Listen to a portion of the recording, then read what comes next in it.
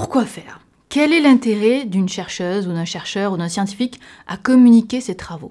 Et je ne parle pas de l'intérêt du public, là je parle de l'intérêt pour soi, pour la personne qui communique. J'ai fait ce chemin de faire de la science, puis d'aller communiquer. Et au-delà de l'impact que ça a potentiellement eu sur le public, ça a eu un effet sur moi en me faisant devenir, je pense, j'espère, une meilleure scientifique. Aujourd'hui, je vous donne 4 raisons qui font que vous, scientifiques, avez un intérêt personnel à communiquer vos travaux. Premièrement, améliorer ses connaissances. C'est probablement la plus contre-intuitive si on essaie de parler de son expertise, on n'imagine pas qu'on va pouvoir améliorer nos connaissances. Et pourtant, souvenez-vous, quand on apprend une nouvelle connaissance, on l'apprend, mais on reste en général très en surface. Quand on vient juste de la découvrir, on découvre forcément qu'on reste en surface.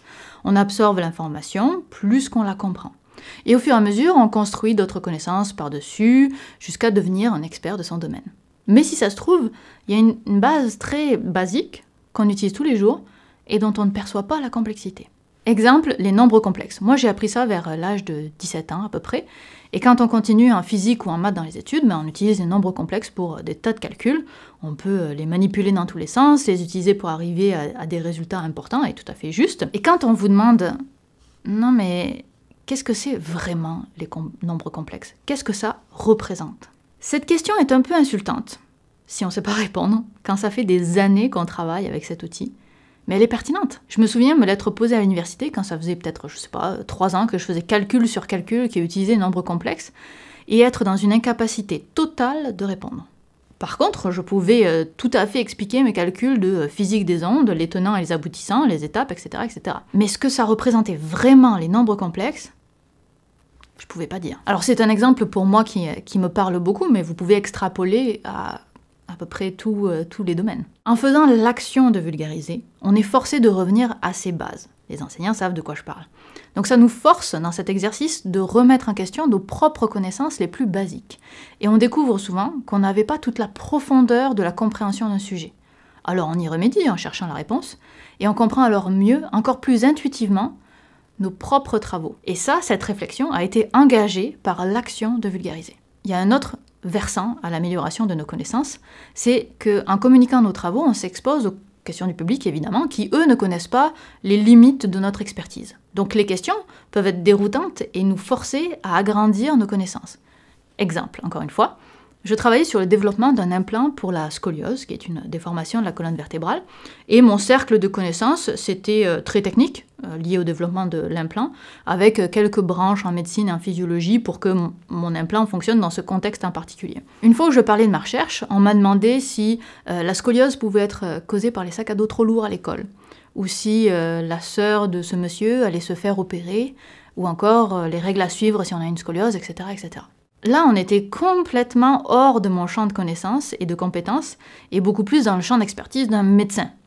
Mais je me suis quand même renseignée pour avoir les réponses à ces questions, et je les ai données, du moins tant et aussi longtemps que ce n'était pas un conseil médical, évidemment. Et par le fait même, j'ai pu augmenter mon cercle de connaissances. L'interaction avec le public nous sort de nos retranchements, et c'est une bonne chose. Dernier aspect sur ce point, faire de la vulgarisation nous amène aussi à rencontrer des personnes différentes. Ce qui est toujours très enrichissant humainement, mais aussi intellectuellement. Parce qu'on apprend des choses qui sont complètement hors de notre champ. J'ai encore un exemple. J'ai toujours fait de la recherche bien classique. Comme on l'apprend à l'école, on pose une hypothèse, on fait l'expérience, on analyse les résultats, on fait des statistiques, et on espère que ce sera statistiquement significatif. Cette vision des choses, j'ai appris que ça avait un nom, ça s'appelle la méthode fréquentiste, figurez-vous. Mais cette méthode n'est pas la seule qui existe, même si c'est de loin la plus répandue. Il en existe une autre qui a le vent en poupe, qui s'appelle la méthode bayésienne. Je vous mets une vidéo en description si vous voulez en savoir plus, parce que je serais bien incapable de l'expliquer. Et je pense que je n'aurais jamais été au courant de l'existence d'une autre façon de voir les choses en sciences expérimentales si je n'avais jamais été exposée à d'autres collègues vulgarisateurs. Et je pense que ces connaissances connexes, même si elles restent superficielles, permettent d'avoir une vision plus générale et plus critique de la science, ou même du fonctionnement de la science dans l'exemple que je viens de te donner. De toute façon, je ne pense pas avoir besoin de vous convaincre de l'intérêt d'augmenter sa culture scientifique. Donc vulgariser nous permet de devenir de meilleurs scientifiques en approfondissant nos connaissances de base et en élargissant notre champ de connaissances. Deuxième point, améliorer sa communication entre scientifiques. Faire de la vulgarisation, par définition, ça veut dire qu'on s'adapte à son public. Et en vous entraînant à parler à un public varié, vous développez une compétence très précieuse, celle de jauger le niveau de connaissance et de compréhension de votre public et d'ajuster la difficulté de votre propos en conséquence. Et cette compétence est directement utile dans vos relations professionnelles. Si vous devez expliquer comment votre algorithme fonctionne à un collègue, il faut d'abord déterminer ce que la personne en comprend. C'est évident, dit comme ça. Mais la mise en application n'est pas si facile et vous serez meilleur à le faire si vous avez l'habitude de communiquer vos travaux, l'habitude de vulgariser. Exemple, j'aime bien les exemples. Si un collègue vient me demander pourquoi j'ai choisi tel capteur dans mon projet, parce que j'avais beaucoup de capteurs dans mon prototype, ma réponse ne sera évidemment pas la même si le collègue en question ne connaît pas du tout la différence entre les types de technologies de capteurs, ce qui est assez fondamental, ou s'il les connaît et ne comprend pas réellement mon choix. En déterminant tout de suite d'où il part, en fait la conversation sera plus courte et plus efficace. Courte et efficace, c'est une autre amélioration à l'interne. Si vous avez toujours des réunions qui s'éternisent, vous écrivez toujours 10 pages de trop dans une demande de financement ou un article, vous n'arrivez pas à aller voir un ou une collègue sans que ça dure moins de 25 minutes alors que vous vouliez juste savoir dans quel dossier se trouve tel document, c'est peut-être que vous avez un problème, vous et votre collègue, de concision. Aller droit au but dans une conversation, donner uniquement les informations nécessaires, sont des compétences qui sont acquises. Quand vous avez un public devant vous, qui n'est pas votre collègue, et qui ne sera pas gêné de cliquer ailleurs, de regarder sur son téléphone ou de discuter avec son voisin pendant que vous parlez, vous allez très vite comprendre l'importance d'aller droit au but, de ne pas donner tout un tas de détails futiles pour garder l'attention. Quand on n'est pas naturellement une personne de peu de mots, c'est un travail de longue haleine, mais votre entraînement en vulgarisation en sera probablement un des meilleurs exercices. Et puis que vous parliez à des collègues ou à des personnes externes, quand vous devez expliquer quelque chose. Les méthodes utilisées en vulgarisation, comme la comparaison, les analogies, la personnification, le fait de raconter une histoire et j'en passe, sont utiles pour tous les types de publics, même vos collègues. Oui, ce ne sera pas les mêmes choses que vous expliquerez, mais la façon dont vous expliquez, les méthodes de communication sont les mêmes. En vous entraînant à chercher une analogie percutante pour votre projet de recherche, votre cerveau va s'habituer à l'exercice et le fera plus facilement avec vos collègues. Vulgariser vous aide donc à communiquer même en interne, en apprenant à vous adapter à votre audience, en développant vos capacités de concision et d'analyse, et en travaillant les techniques d'explication imagée. Troisièmement, avancer dans sa carrière. Le fameux H-Index. Dans le monde académique, il existe un indice de performance des chercheurs qui est basé sur le nombre de leurs publications et le nombre de fois qu'ils ont été cités par des collègues dans d'autres publications. On aurait beaucoup de choses à dire sur ce système, mais c'est pas le propos. Le fait est que plus on publie dans des journaux prestigieux, plus on est cité par ses pairs, plus sa propre carrière avance et plus on obtient du financement, etc., etc., etc. En communiquant de façon régulière sur les réseaux sociaux par exemple, en étant présent et visible, vous vous faites connaître par vos pairs et par la communauté scientifique au sens large.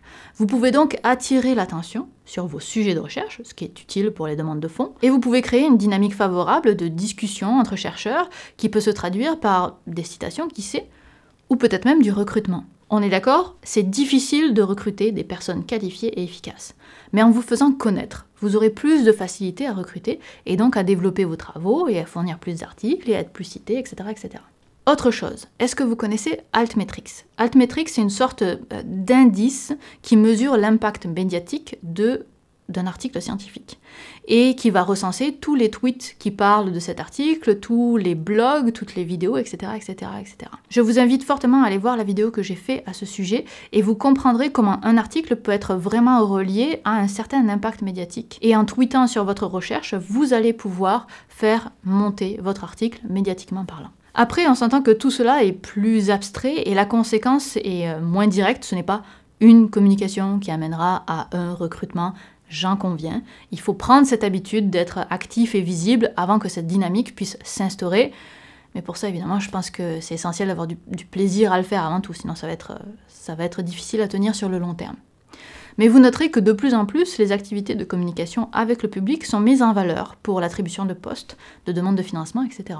Et c'est donc pas aberrant de considérer que c'est un critère qui fait ou fera partie de votre avancement de carrière. Quatrièmement, retrouver la foi. Dernier point, et pas des moindres, retrouver la foi, si vous me permettez l'expression. Travailler en recherche, on le sait, c'est un travail de longue haleine qui dure des années, qui est pavé de nombreuses difficultés avec quelques accomplissements sur le chemin. Mais communiquer ces travaux et avoir une interaction avec un public intéressé, ça vous permet de ressentir un accomplissement immédiat.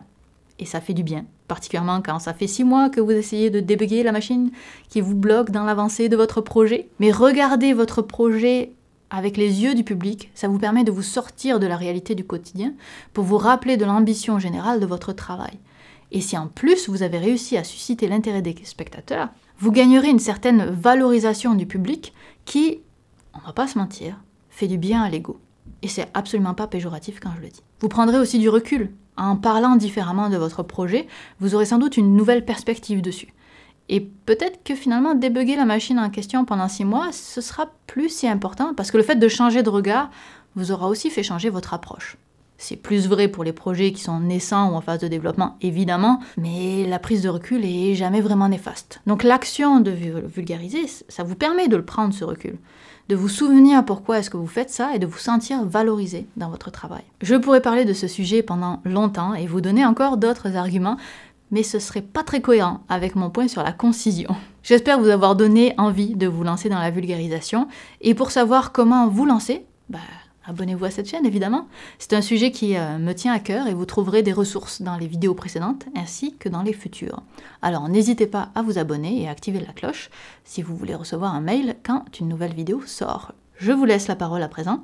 Quels sont selon vous les intérêts pour un ou une scientifique ou un ou une experte au sens large, C'est quoi les intérêts de vulgariser? Je ne parle pas de l'utilité pour le public, mais de l'utilité pour soi. Allez-y, je vous lis. On se retrouve lundi prochain. Bye.